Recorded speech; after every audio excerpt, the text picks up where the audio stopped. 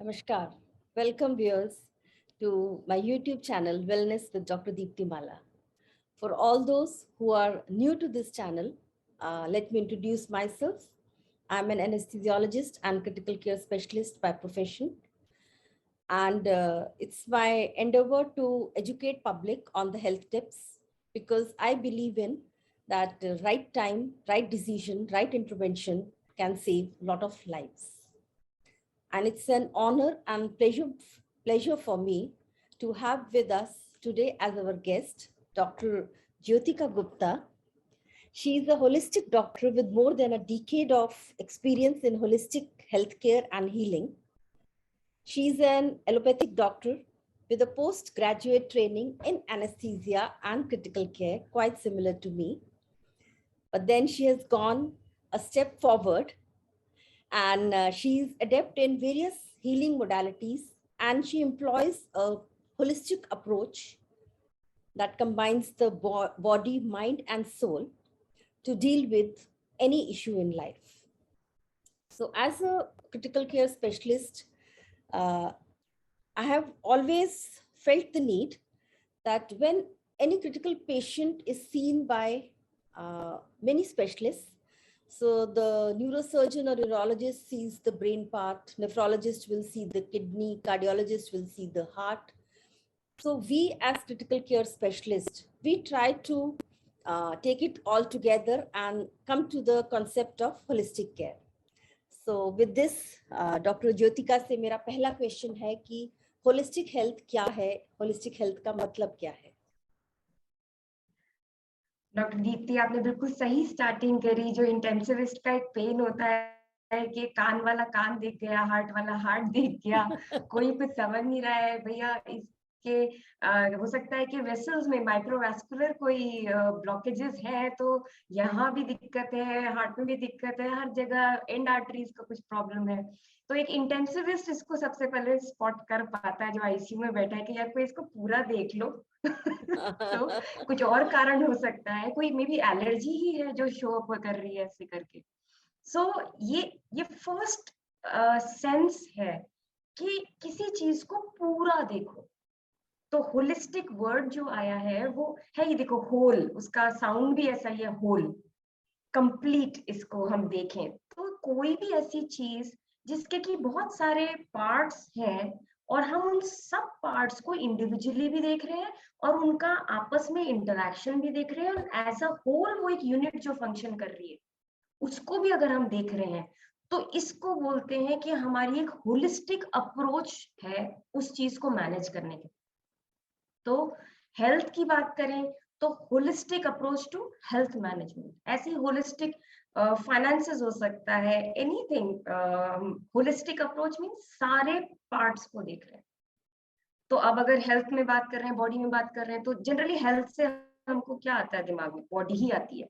तो बॉडी के देखते हैं क्या पार्ट्स हैं, तो अपने कितने सारे ऑर्गन्स हैं, कितने सारे सिस्टम्स हैं, डाइजेस्टिव सिस्टम है, रेस्पिरेटरी सिस्टम है, कार्डियोवास्कुलर है, ऑर्थोपेडिक्स है। तो ये सब अपना अपना काम कर रहे हैं और ये आपस में भी कनेक्टेड है।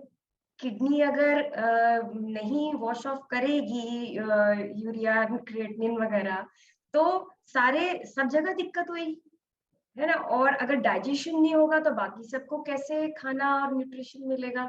और हार्ट अगर ऑक्सीजन नहीं वो करेगा, ब्लड फ्लो नहीं होगा तो भी नहीं होगा। तो ये आपस में भी कनेक्टेड है। तो सिर्फ एक आज के टाइम में तो सुपर स्पेशलाइजेशन का जमाना है अपनी फील्ड में, तो मेडिकल में तो कोई, मतलब मुझे ध्यान है हम लोग पोस्ट ग्रेजुएशन जब कर रहे थे तो बोलते एक दिन ईयर लोब का भी स्पेशलिस्ट होगा, इतने से पार्ट का भी कोई स्पेशलिस्ट होगा। दैट्स गुड कि कोई इतना समझ रहा है, लेकिन we should not lose our connection with the bigger picture, the whole Sure. thing.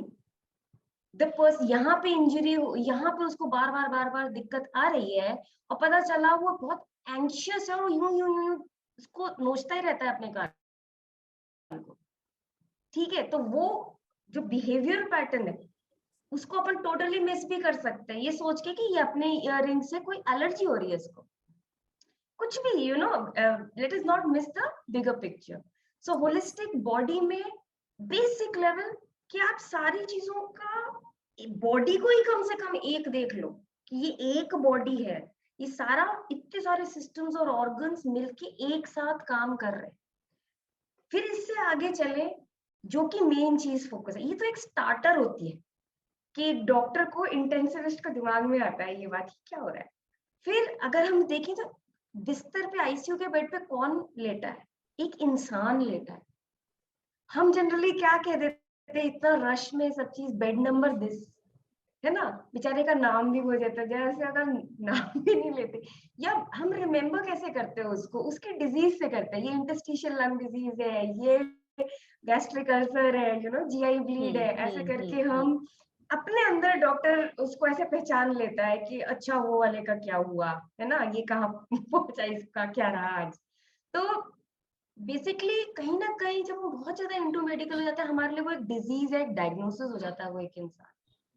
लेकिन बहुत सोचेंगे, बॉडी सोच लेंगे, लेकिन वो जीता जागता इंसान है जो बिस्तर पे लेटा लेटा पता नहीं क्या क्या सोच रहा है, कि इतने दिन मतलब वो इमोशनली उसके अपने वर्क का पता नहीं क्या क्या चल रहा है। तो ऐसा नहीं कह सकते कि उसकी सिर्फ बॉडी ही वहां लेटी, उसके कुछ इमोशंस भी चल रहे हैं, उसके थॉट्स भी चल रहे हैं, कुछ बिलीव्स भी चल रहे हैं। अब तो मैं आईसीयू, अगर मेरी किडनी खराबी आ गई ना, अब मैं नहीं बचूंगा। कितने सारे लोगों के साथ मैंने ये बिलीव्स देखा है, हार्ट इतना कम काम कर रहा है, 50 और बीमारियां हैं, सब झेले जा रहे हैं, 2-3 बाईपास भी देख लिए हैं, लेकिन उनको उनकी किडनी जब तक सही चल रही है, ऐसा कहीं कुछ सुन लिया और उनके अंदर वो बिलीव बैठा है कि भैया अगर किडनी गई मतलब अब नहीं बचोगे। तो जिस दिन उनको ये हो गया कि अब डायलिसिस की जरूरत पड़ सकती है, उस दिन ही just deteriorated like this, vertical fall हुआ उनका। तो ये बिलीव्स भी हैं। तो जब हम एज डॉक्टर्स इतनी मेहनत करते हैं, स्टाफ सब लोग, अटेंडेंट्स दुआएं कर रहे हैं, सब चीज, सब लोग अपना अपना काम कर रहे हैं, लेकिन ठीक किसने होना है और डिजीज किसके अंदर है? वो जो एक इंसान, एक ह्यूमन बीइंग बैठा है ना। तो इसको, डिजीज को, किसी भी चीज को आइसोलेटेड एक जगह में नहीं देख सकते हम। देखने को देख सकते हैं मगर वो लिमिटेड ही होएगा, फिर का कुछ ना कुछ रह ही जाएगा उसके अंदर। तो इसलिए उसको फिर हम क्या देखें, तो एक एक बात करते हैं, ह्यूमन बीइंग में एक इंसान के लिए होलिस्टिक क्या है, इसके क्या पार्ट्स है। तो अगर लेमैन के हिसाब से बोले तो 3 पार्ट्स। एक तो आपकी बॉडी है, दिख रही है, सुबह से शाम तक इसी की केयर हो रही है, इसको खिला रहे, पिला रहे, नहा रहे, धुला रहे, कपड़े पहना रहे हैं, जैसा मौसम है उस हिसाब से टेम्परेचर रख रहे हैं। फिर थक जाती है बॉडी तो उसको रेस्ट कराते हैं, फिर खूबसूरत बनने के लिए पार्लर जाते हैं, क्रीम लगाते हैं, मतलब सब चीज, इस सारे दिन भर दिनचर्या इसी के लिए है। फिर पैसे किस लिए कमा रहे हैं? क्योंकि फिजिकल नीड्स है, फिजिकल नीड्स है हमको। तो ये सारा काम इस फिजिकल बॉडी के लिए किया जा रहा है, और इसी से रिलेटेड ये वर्ल्ड जनरेट हो गया, उसको भी हमने फिजिकल वर्ल्ड बोल दिया या मटेरियल वर्ल्ड बोल दिया, तो सब इसी में हुए हुए। तो अगेन वेरी लिमिटेड स्टफ। लेकिन इसके बियॉन्ड सेकेंड एलिमेंट पार्ट एक ह्यूमन बीइंग का क्या है? हमारा एक माइंड है। माइंड में क्या है? 3 चीजें। माइंड में एक तो आपके इमोशंस है। अब इमोशंस ऐसे तो दिख नहीं रहे, अभी बोलो कि मैं सैड हूं, मैं हर्ट हूं, तो कहाँ है हर्ट? सर्जरी करके देखो, यहाँ हर्ट, यहाँ फील कर रही हूँ मैं, काटो कुछ नहीं मिलेगा। लेकिन भाई हमको तो बहुत दिक्कत हो रही है। तो ये क्या है? ये एनर्जी है, इमोशन एक एनर्जी है, जो है हम पूरा एक्सपीरियंस कर रहे हैं, और इमोशंस के पीछे तो पता नहीं क्या क्या हो जाता है। इमोशन कंट्रोल नहीं हो तो झगड़े हो जाते हैं, मतलब इरिपेरेबल डैमेज हो सकता है आपकी लाइफ में, रिश्तों में। तो इमोशंस हो गए। तो ये एक थोड़ा सा सटल, सूक्ष्म लेवल पे है, जो हम ऐसे नहीं देख सकते, नाप तोल नहीं सकते। जैसे पेन है, तो पेन को कैसे नापेंगे? अगर कोई बोले मुझे पेन हो रहा है, तो हम तो नहीं बता सकते कितना पेन हो रहा है उसे, है ना। तो ऐसे ही इमोशंस हो गए। फिर थॉट्स हैं, विचार चलते हैं अपने अंदर, उनको भी अपन पकड़ नहीं सकते। वो तो एक ट्रेन चल पड़ती है, जब कोई चीज होती है, ये फिर ये फिर ये, तो ये कहाँ चल रही है? ये है तो सही, क्योंकि मेरे ही अंदर चल रहा है। तो विचार भी है, प्लस मेरे बिलीव्स हैं, कुछ मान्यताएं हैं जो कुछ तो कॉन्शियसली मुझे पता है, बहुत सारी अनकॉन्शियस हैं। अभी जैसे हमने कोई हॉरर मूवी देखी, तो पता चला भूत प्रेत हैं, और वो भूत प्रेत आपको डैमेज कर सकते हैं, आपकी मृत्यु हो सकती है। ये पता नहीं कहाँ से क्या चीजें, पता भी नहीं चलता कहाँ से हमने ग्रोइंग अप इयर्स में सोशियो इकोनॉमिक कंडीशनिंग के टाइम में हमारे बिलीव्स बढ़ जाते हैं। अब यही बिलीव्स हमारी लाइफ रन करते हैं। तो ये तीन चीज, थॉट्स, इमोशंस, बिलीव्स, आपके मन में। और मन हिंदी का वर्ड है, इंग्लिश में इसका वर्ड है माइंड, ब्रेन नहीं है। ब्रेन तो बॉडी का एक ऑर्गन है। सो आई वाज लकी, हमारी ट्रेनिंग में फर्स्ट ईयर ऑफ एमबीबीएस में हमारे को फर्स्ट क्वेश्चन ये क्या था, where is brain, where is mind. हमने कहा डिफरेंस क्या है। सो ब्रेन तो एक ऑर्गन है जो इस स्कल के अंदर है, और माइंड आपके ईच एंड एवरी सेल में एक माइंड है।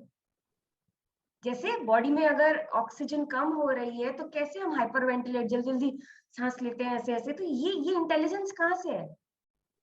चोट लगती है, कट लग गया, ये क्या इंटेलिजेंस है जो ये भरती है? देयर इज एन इंटेलिजेंस कि आज अभी डब्ल्यूबीसी जाओ, फर्स्ट लाइन डिफेंस इम्यूनिटी के लिए जाओ, या ये एक इंटेलिजेंस चल रही है ना? सो ये क्या है? ये माइंड है। सूक्ष्म सेल, सब सेलुलर लेवल पे भी वो माइंड काम कर रहा है। तो माइंड इज मन। मन में क्या है? मन से एकदम कनेक्ट करते ना, मन नहीं, मन दुखी हो रहा है, मन परेशान हो रहा है, तो वो मन है ना। सो ये मन आपका एक सेकंड पार्ट है ह्यूमन बीइंग का। और थर्ड पार्ट है आपका सोल, एक आत्मा। जिसे हमें कहा जाता है, हम आप एक आत्मा है। एक दिन जब अभी शरीर छोड़ेंगे, शरीर चला जाएगा, और सूक्ष्म शरीर, एक जैसे जो माइंड वाला पार्ट है, कलेक्टिव एनर्जी, ये भी कहीं यहाँ से तो जाएगी, रहेगी, एनवायरमेंट में रहती है। जो हम कहते हैं ना, पितृ रह रहे हैं यहीं पे, तो वो कहाँ जा रहे हैं? यहीं कहीं है, एक हाई फ्रीक्वेंसी पे कहीं बैठे हैं, एक फ्रीक्वेंसी। अगर मुक्ति हो गई तो निकल गए, नहीं तो यही कहीं है, घूम रहे हैं, है ना। सो वो माइंड, वो एक बॉडी है, वो भी एक, अगर ऐसे देखें तो वो सटल बॉडी हमें ऐसे नहीं दिख रही, है ना। लेकिन जब ऑरा फोटोग्राफी करते हैं, आजकल बहुत साइंस ने डेवलप कर लिया है, तो ऑरा फोटोग्राफी करते हैं तो we can take a photograph and see इसके ये मन में क्या चल रहा है, आभामंडल में इसके क्या चल रहा है, तो वहां से डायग्नोज करते हैं। जैसे फिजिकल बॉडी में डायग्नोज करते हैं, ऐसे मन का डायग्नोसिस करते हैं, वो हम चक्रों से डायग्नोसिस करते हैं, या ऑरा फोटोग्राफी से हम देखते हैं इसके मन में क्या चल रहा है। और जन्मों जन्म ये जो मन वाली जो बॉडी है, ये जन्मों जन्म इकट्ठी होती रहती है। वो जो कहते हैं ना संचित कर्म, वो सब यही है, सूक्ष्म शरीर में है। तो माइंड ये हो गया, तो ये तो चले जाएंगे डेथ पे। Such a beautiful expression. I'm just loving it. Yeah. Body, mind, and soul. So beautifully expressed. Yeah. अभी और इसका मैं कनेक्शन बताऊंगी कि you know, I really feel happy जब डॉक्टर्स इसमें जाते हैं। तो अब जैसे कहते हैं ना, you educate a girl, you educate a family. So when a doctor peeps into the metaphysics and holistic stuff, कितने सारे लोगों का, पूरी सोसाइटी के अंदर एक जागृति पैदा हो रही है ना। सो आई जस्ट लव दैट। तो मैं बहुत खुश हो जाती हूँ जब कोई डॉक्टर्स इंटरेस्टेड होते हैं इसके बारे में जानने में। तो थर्ड कंपोनेंट एक ह्यूमन बीइंग का है सोल। तो हमको क्या बोलते हैं साधु संत और हमारे स्क्रिप्चर्स में लिखा हुआ है कि आप एक आत्मा है, एक अनंत आत्मा है आप, और वो ही भ्रमण कर रही है एक जन्म से दूसरे जन्म में, और अपने कर्म काट रही है, और वो सारी चीज है। तो आप एक सोल है। तो बेसिकली ये तीन पार्ट्स, तो इन तीनों को अगर कोई भी समस्या एक ह्यूमन बीइंग को आ रही है, तो वो इन तीनों लेवल्स पे उसके कारण है। किसी को गॉल ब्लैडर स्टोन हो गया, तो शारीरिक कारण भी है उसके, और उसके मन के कारण भी है, जिसको कि हम साइंटिफिक लैंग्वेज में बोलते हैं metaphysical reasons behind this. Physical reasons and metaphysical means before they came into the body, Meta before they came into body क्या कारण है, तो वो मेटाफिजिकल कॉजेज हो जाते हैं। इस पे बहुत काम हो रखा है, लूसी हे ने बहुत काम किया इसके अंदर। एक किताब है you can heal your life, तो उसके अंदर पीछे के सेक्शन में उन्होंने अपना सारा इतने साल का काम का बता रखा है कि हर डिजीज के पीछे मेटाफिजिकल कॉज के। तो अगर वो एक किताब आप लें, जस्ट ऐसे ही रेडी रेकनर, जो भी आप पेशेंट देख रहे हैं, या आप अगर जनरल पब्लिक है, आपको कोई इशू हुआ है, जरा देखिए उसके अंदर क्या कह रहा है कि मन में क्या चल रहा है। कितने सालों से या कितने जन्मों से वो चल रहा है, इसलिए ये डिजीज हुई है। शरीर नहीं तो डिजीज नहीं होएगा। हाँ, सो माइंड में तो ये कॉज हो गया। आत्मा सिर्फ वो चले जा रही है। आत्मा आपके लिए एक ऊर्जा है, बस, जो ऊर्जा दे रही है इस जीवन को जीने की। तो मोटा मोटा अगर आप कोई भी इश्यू देख रहे हो, इन तीनों लेवल्स पे कारण देखेंगे, इन तीनों लेवल्स पे क्या ट्रीटमेंट की जरूरत है वो देखेंगे, और जब इसको इंटीग्रेट करेंगे तो इसको बोलते हैं एक होलिस्टिक ट्रीटमेंट हो रहा है ह्यूमन बीइंग का। चाहे फिजिकल बॉडी हो, चाहे उसके कोई इमोशनल मेंटल रीजंस है, इश्यूज है, या कोई फाइनेंशियल है, रिलेशनशिप है, यू नेम इट, एनीथिंग जो इस बीइंग को हो रहा है। तो जब इसके 3 पार्ट्स है तो तीनों पार्ट्स में इश्यूज है। तो ये है। और जो जी हीलिंग कहा आपने, जैसे आपने ये पूछा है हीलिंग क्या है, तो हीलिंग शब्द क्या है? अपना संतुलन वापस पाने की प्रक्रिया को हीलिंग कहते हैं, टू रिगेन योर बैलेंस। अब इसी में अगर होलिस्टिक वर्ड लगा देंगे तो सारे लेवल्स पे, फिजिकल बॉडी के लेवल पे अपना बैलेंस रिगेन किया तो फिजिकल हेल्थ है, इमोशनल तो इमोशनल हेल्थ है या इमोशनल हीलिंग है, ऐसी मेंटल हीलिंग है, ऐसे स्पिरिचुअल हीलिंग है।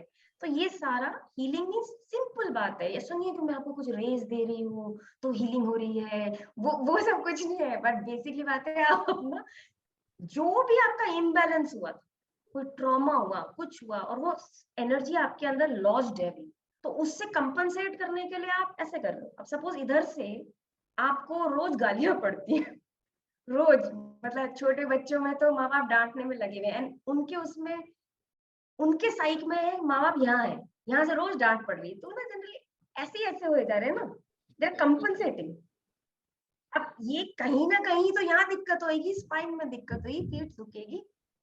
वो आपने कभी देखा है दूध वाला जब मोटरसाइकिल पे ऐसे लेके आता, कैसे टेढ़े चला रहा होता है बैलेंस बना के, कभी देखा बैलेंस है? जो हाँ दूध वाला जो बांटने जाता है, उसके 2 कैन्स रहते हैं, एक साइड जाता है तो कैसे चल रही होती है मोटरसाइकिल। अब ऐसे ही हम चल रहे हैं। हमने वर्क को, पैसे को, इस रियलिटी में सक्सेस क्या है, उसकी जो मापदंड कहीं से सोसाइटी में पैदा हो गए, वो उनके हिसाब से ये सक्सेस है, ये सक्सेस है, तो हम उसी हिसाब से चले जा रहे हैं। तो कौन छूटता जा रहा है पीछे? रिश्ते छूटते जा रहे हैं पीछे, हमारा शरीर छूटता जा रहा है पीछे। क्यों? अभी दर्द है, कुछ भी है भाई, वो काम तो करना ही है। सो ये क्योंकि हम एक जगह हमने ज्यादा फोकस दे दिया है, इसकी वजह से सब इम्बैलेंस हो रखे। और सबसे पहले उसका साइन होता है डिस ईज। आपको कुछ, आप ना ईज में नहीं हो, आप डिस ईज हो गई है। जैसे कई बार फीलिंग अगर वो होती है डिस कुछ ठीक नहीं लग रहा, क्या ठीक नहीं हाँ, लग रहा है, you are not able to express. हाँ, तो इसमें मैं आपसे ये एग्जैक्टली। और पूछना वो जब चाहूंगी इस स्टेट में, हाँ जी, एज क्लिनिशियंस हम जब प्रैक्टिस करते हैं तो हम हाँ, फिजिकल क्योर करते हैं, मेंटल के लिए भी थोड़ी कोशिश करते हैं, पर शायद वो प्रयास उतने नहीं हो पाते क्योंकि वो हमारी बेसिक टीचिंग में नहीं है। तो आप प्रॉब्लम के रूट कॉज तक कैसे पहुंचते हैं और आपके हीलिंग के क्या तरीके हैं? हीलिंग के तो बहुत सारी मोडालिटीज हैं इन सब लेवल्स पे, जो फिजिकल लेवल पे काम कर रही हैं, जो माइंड के लेवल पे काम कर रही हैं, सबके लिए स्पेशलाइज्ड टेक्निक्स हैं। जैसे फिजिकल बॉडी के लिए हम बोलते हैं डॉक्टर ज्यादा स्पेशलिस्ट, ऐसे जो सबकॉन्शियस माइंड है उसके लिए एक गोल्ड स्टैंडर्ड थेरेपी की तरीके से कहते हैं, तो क्लिनिकल हिप्नोथेरेपिस्ट को मानते हैं कि वो माइंड को बेस्ट समझते हैं और ट्रीट करते हैं। But there are many other modalities जिनसे कि हम जान सकते हैं कि माइंड में क्या हो रहा है और कैसे उसको करेक्ट करना है, बहुत सारे तरीके। और फिर सोल लेवल पे भी हम कर सकते हैं। मोटा मोटा बोले तो सोल लेवल पे जो भी आप मेडिटेशन कर रहे हैं, जो लोग भी मेडिटेशन कर रहे हैं, अच्छा लगता है, मन भी सही रहता है, पॉजिटिव रहते हैं, और बॉडी भी सही रहती है। तो वो मेडिटेशन से सिर्फ क्या हो रहा है, सोल में एनर्जी ज्यादा हो रही है। जब आपके पास एनर्जी ज्यादा है तो आप बेटर फंक्शन कर रहे हैं। लेकिन माइंड जो है, मेन जो प्रॉब्लम है ना, रूट कॉज, वो सबकॉन्शियस माइंड में बैठी है, in the form of thoughts, emotions and belief systems. और उसमें भी एक एक इश्यू के पीछे एक ही रूट कॉज थॉट होता है, एक सिंगल थॉट। उस एक थॉट से 10 बन गए, 10 से और 50 बन गए, जैसे पीसीआर रिएक्शन हो जाता है अपना। उस हिसाब से ये ऐसे बढ़ जाते हैं। तो फिर अब तो इतना कबाड़ फैल गया कि उस तक कैसे पहुंचे। तो उसके लिए इंडिपेंडेंट मोडालिटीज है टू डायग्नोज दैट, जिसमें कि हम चक्रा रीडिंग एक मेन चीज रहती है। चक्रों के ब्लॉकेजेस चेक करके हम, एक मोडालिटी है रेडिकल हीलिंग, जिससे हम चक्रा चेक करते हैं एक इंसान के, और जो ब्लॉकेजेस आते हैं उससे समझते हैं कि इस इंसान के अवचेतन मन में क्या चल रहा है, जो कि ये डिजीज पैदा कर रहा है या इशू पैदा कर रहा है। और फिर उस हिसाब से उसका वो काउंसलिंग करते हैं। एफर्मेशन उसके लिए कस्टमाइज्ड मेडिसिन की तरीके से उसके लिए वो एफर्मेशन डिजाइन होती हैं, और वो फिर वो लिखे और वो अपने अंदर वो चेंजेस लाए, तो रूट कॉज पे काम होता है। तो ये एक है कि बेसिकली मेन रूट कॉज तो सबकॉन्शियस माइंड में है, लेकिन इंटीग्रेटेड उसकी एनर्जी का भी देखना है। खाली आप फिजिकल पे करके नहीं चलेगा, है ना। अब जैसे मैंने गॉल ब्लैडर स्टोन का मेरे को आया, तो गॉल ब्लैडर स्टोन के पीछे क्या है कि कोई एक ऐसा रिश्ता है जो पत्थर बन गया है ना। तो हम क्या करेंगे, उनको उल्टी आ रही है, उनके पेट पे इतना तेज दर्द हो रहा है, वो उनका मन रो रहा है, पुकार लगा रहा है उस आदमी को, उस रिश्ते को, क्या हो गया तुम्हें, तुम ऐसे आप पत्थर जैसे क्यों हो गए हो, है ना। लेकिन ये दब गया है, अगर ये दबा नहीं होता तो पत्थर नहीं बनता। This is from where, metaphysics. लेकिन जब एक बार शरीर में बन गया है तो yes we can do the metaphysical stuff, and कई बार वो गायब भी हो जाते हैं। लेकिन कई बार आप देखो नहीं होते, होम्योपैथी में कहते हैं चले जाती है, लेकिन नहीं जाती। क्यों? वो नहीं चेंज हुआ ना, उसका रिश्ता तो अभी भी पत्थर जैसा ही हो गया ना। चाहे वो बच्चा था या हस्बैंड था या कौन था, जिससे इतना प्यार था, इतना प्यारा रिश्ता था, और वो स्टोन जैसा हो गया। अब हर जगह का स्टोन अलग है, पैरोटिड ग्लैंड का स्टोन अलग है, किडनी का स्टोन अलग है ना। लेकिन This गॉल is ब्लैडर, पता नहीं क्यों आया this एग्जांपल is मेरे दिमाग में। something very new and different aspect to me. आपने गॉल स्टोन की बात की तो मुझे अभी ध्यान आया, एक मेरी किसी से बात हो रही थी, उनके फैमिली में किसी का सर्जरी हुई है गॉल स्टोन की। Surgery has gone very well, सब कुछ अच्छा है, but she was talking about कि पर पेशेंट अभी भी ठीक नहीं है। शायद हमारी पैथी में तो हमें नहीं समझ आता है। आई थिंक इस तरह के पेशेंट्स आपको रेफर करने चाहिए। आप लोग और बातचीत बेसिकली करके आप, शायद बहुत चीजें निकाल पाएंगे। वो उनका जब तक रियलिटी नहीं चेंज होगी ना, उन्हें स्टोन ऐसे ही नहीं बन जाएगा। वो बहुत ट्रॉमा रहा होगा उसे, और जो कि वो क्या करे। अब अगर हस्बैंड अगर ऐसा हो गया तो, बच्चा ऐसा हो गया तो, अब मैं क्या करूं। एक फीमेल्स में ज्यादा होता है गॉल स्टोन, बट हर चीज लिंक होगी अगर आप उसको समझोगे तो, है ना। तो अब बात ये है कि ये तो गॉल ब्लैडर सर्जरी में तो दिखता ही है कि उसको फिर भी डिस्पेप्सिया है, उसको खट्टे डकारे आ रही, कुछ ना कुछ डिस्कम्फर्ट रह ही रहा है, क्योंकि वो एनर्जेटिक लेवल पे तो कुछ ठीक नहीं हुआ ना। लेकिन मैं भी मेडिकल फील्ड से हूँ, और मैं कभी भी किसी को वो क्रिटिसाइज नहीं करती, हर का अपना रोल है। तो अभी इस पत्थर को तो निकालना जरूरी है, तो वो सर्जरी भी जरूरी है, लेकिन वो एक ही पार्ट है। और एक गुरुजी है, वेल नोन, मैं नाम नहीं लूंगी, बट उन्होंने मुझे एक ये बताया था कि जैसे अगर आप फिजिकल बॉडी का पूरी तरह ख्याल कर लो, वैसे तो हम रख नहीं पाते, क्या खा रहे हैं, क्या सो रहे हैं, कितना कर रहे हैं, कुछ इसका ख्याल नहीं हो रहा, लेकिन मैं कह रही हूँ पूरा योगा प्राणायाम एक्सरसाइज सब चीज कर ली अगर फिजिकल बॉडी की, है ना, तो भी it only accounts for only 20% of the problem. अब अगर आप इसमें अगर माइंड, इमोशंस और रियलिटी उसकी लाइफ में चल क्या रहा है जो ये पैदा हो गया, इसको और इनकॉर्पोरेट कर लो तो 60 to 70% आपको रिलीफ आ जाएगा। अभी भी हम बहुत दूर है। माइंड भी केटर कर लिया अगर, तो भी सिर्फ 60-70% ही सोल्यूशन होगा। फिर उसके बाद कहते हैं आपकी ऊर्जा, तो जैसे ये जो क्रियाएं होती हैं, आप प्राणायाम है और चीजें, और स्पिरिचुअल क्रियाएं होती हैं, मेडिटेशन होती हैं, आप वो सब करेंगे तो वो कहते हैं 90% हो जाएगा। तो मैंने पूछा वो 10% का क्या है, तो वो बाद की बात है। जब आप इस आई कॉन्शियसनेस से ही हटोगे, सारी बीमारी की जड़ स्पिरिचुअल एंगल से देखें, तो आपका होना ही है सेपरेट फ्रॉम परमात्मा।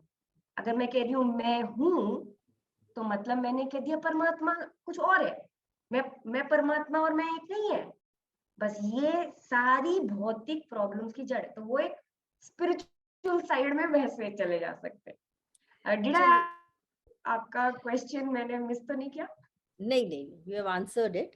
इसमें एक चीज और मैं पूछना चाहूंगी, सोशल मीडिया पे मैं एक वर्ड बहुत फ्रीक्वेंटली देख रही हूँ, it is flooded with a word, I don't know even how to pronounce it, उसको होपोपोनोपोनो कुछ ऐसे, बहुत सारा उससे रिलेटेड है, तो इस पर हाँ भी आप थोड़ा प्रकाश डालिए।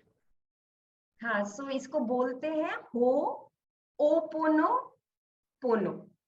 ओके। हो ओ पोनो पोनो, है ना? ओके। ये या क्या होता है, तो व्हाट इज ये, दिस?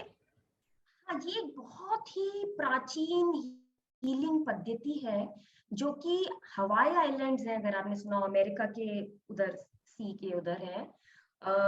वहां की बहुत प्राचीन हीलिंग पद्धति है और ये पहले फैमिली हीलिंग के लिए की जाती थी।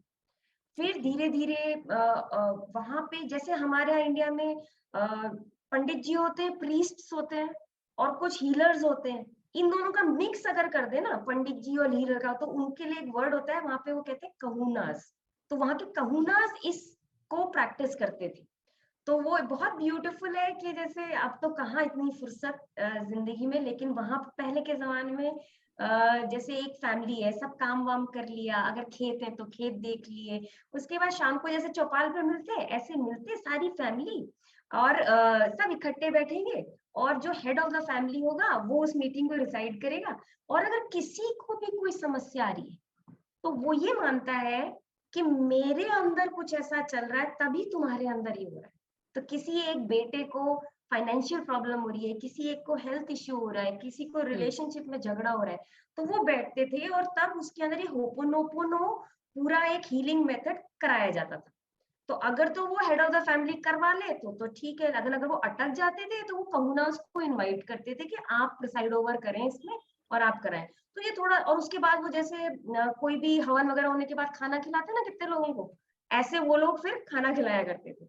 अब ये सब तो समय नहीं रहा, तो ये करते करते एक मोरना है जो कि बहुत सब प्यार करते थे उनको, एक हीलर जो कहूना रही वहां की, उन्होंने इसको क्या किया कि अपने ही अंदर फैमिली है, सेल्फ आइडेंटिटी होपोनोपोनो, कि आपके अंदर ही पिता है, आपके अंदर ही माता है, और आप अपने अंदर ही हीलिंग कर सकते हो। आपको ऐसा नहीं चाहिए कि कोई दूसरा करवाए और सारे मेंबर्स प्रेजेंट हो। फिर उसके भी बाद क्या हुआ, उनके स्टूडेंट थे doctor Hew Len, and as a doctor, मैं शॉर्ट में उनकी बताती हूँ स्टोरी। ये बेसिकली साइकोलॉजिस्ट थे, और ये सीख रहे थे होपोनोपोनो वगैरह, अपने टीचर के साथ घूम रहे थे। और फिर इनकी क्या हुआ, हवाई स्टेट हॉस्पिटल जो था, वहां पे एक जो क्रिमिनली इंसेन होता है ना, जो कि इंसेन पीपल, जो कि मेंटल डिजीजेस हैं बिल्कुल स्ट्रांग वाली, और उन्होंने जाके क्राइम करे हैं, क्राइम कर रहे उनके लिए एक सेपरेट यूनिट थी। तो उस उनका स्टेट हवाई हॉस्पिटल में बहुत बुरा हाल था उस यूनिट का, कोई डॉक्टर नहीं टिकता था, कोई स्टाफ नहीं टिकता था, क्योंकि वो इतने वायलेंट थे और बहुत ही बुरे क्राइम्स, हीनियस क्राइम्स करे हुए। तो उधर उनके कोई भी लिस्ट पे कोई था नहीं डॉक्टर, तो अब इन्हें कोई नहीं मिला, तो किसी ने बोला डॉक्टर ह्यूलन के चले जाओ, तो वो गए, ही वाज नॉट इंटरेस्टेड। लेकिन जो कुछ भी हुआ, to cut the long story short, उनकी जो गुरु थी मोरना, उन्होंने बोला तुम्हारा कर्म क्षेत्र है, जाओ। तो उन्होंने एक कंडीशन बोली, दो तीन कंडीशंस के, इसी कंडीशंस में मैं हाँ करूंगा। एक तो मैं पेशेंट को नहीं देखूंगा, पेशेंट से मिलूंगा ही नहीं, सी एग्जामिन ही नहीं करूंगा, कुछ नहीं, हाँ? मैं पेशेंट से नहीं मिलूंगा। कोई जो उनकी आपकी मीटिंग्स होती हैं डॉक्टर्स की, कि भाई इसका ये प्लान है, इनको ऐसी एक्सरसाइज में डाला जाए, आर्ट में डाला, ऐसी मैं किसी मीटिंग में पार्टिसिपेट नहीं करूंगा, मैं कोई दवाई नहीं दूंगा। ओके। ठीक है, तो वो तो इतने डेस्परेट थे क्योंकि उनको तो डॉक्टर और उनको सही, रखना हाँ। था। तो उन्होंने बोला आपकी सारी शर्तें मंजूर है, आप आ जाओ। उनको एक क्वार्टर दे दिया, एक छोटा सा उनको ओपीडी टाइप दे दिया, पेशेंट तो देखना नहीं है, सारी फाइल्स वहां। अब उन्होंने क्या किया, एक फाइल उठा ली, उसकी पढ़ी। अब वो इतने गंदे क्राइम्स करे हुए, क्योंकि मेंटल आदमी है ना वो, तो किस तरीके से गंदी तरीके से क्राइम करे हुए, तो वो जब उसका पढ़ रहे विवरण कि इसने ये क्या किया है, तो उनके अंदर जो जो घृणा आ रही है, गुस्सा आ रहा है, खुद ही मन कर रहा है इसका मर्डर कर दो, इसने क्या किया है। उन्होंने उसकी हीलिंग करी, वो ट्रेडिशनल होपोनोपोनो, बस वो वही करते थे। एक फाइल उठा ली और उस पर लगे रहते थे। फिर जब उनको, अब जब वो पढ़ रहे हैं, उसको कुछ नहीं आ रहा उनको, तो वो उसको बंद करके साइड में रखेंगे, दूसरी उठा लेंगे। ये वो कर रहे थे, एंड उन्होंने फिर इसको शॉर्टकट कर दिया, जो आजकल हम मॉडर्न डे ओपोनोपोनो बोलते हैं, कि 4 लाइंस है। I love you, I am sorry, please forgive me, thank you. ये 4 चीजें, मतलब उनके अंदर जो भी उठ रहा है बस वो ये 4 बोले जा रहे हैं। I love you, I am sorry, please forgive me, thank you. किसको बोल रहे हैं? परमात्मा को।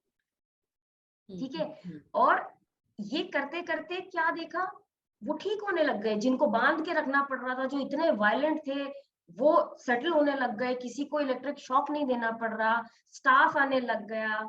बहुत सारी वो स्टोरीज हैं, जैसे अपने आप ही वहां पे बाथरूम में फ्लश हो जाता था, भूत प्रेत थे कि क्या था पता नहीं, वो ठीक हो गया। दीवारों की इतनी बुरी हालत थी कि पेंट करना चाहो तो पेंट चिपकता नहीं था वॉल पे, अब पेंट चिपकने लगा। उस पूरे कैंपस में कोई पौधा नहीं उगता था, पौधा उगने लग गया। अब इस बंदे ने क्या किया है?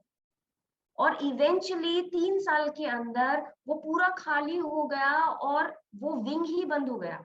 और ऐसा कहते हैं, मुझे फैक्ट्स आज के नहीं पता, कि उसके बाद से आज तक हवाई में क्रिमिनली इंसेन को रखने की जरूरत ही नहीं, मतलब ये रिक्वायरमेंट ही नहीं है।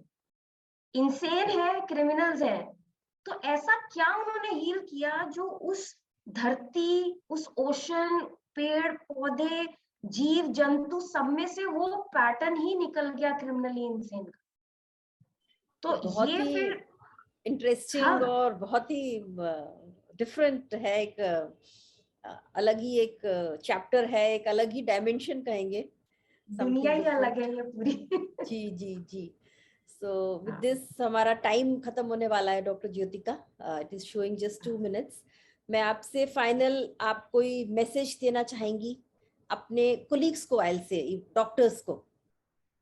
डॉक्टर्स को मैं ये 3 चीजें कहना चाहूंगी। फर्स्ट इज, थोड़ा सा ये जो मेटाफिजिक्स है ना, जो इंटीग्रेटेड अप्रोच है, उसके लिए ओपन होइए, क्योंकि इंसान का मन बीमारी क्रिएट कर रहा है।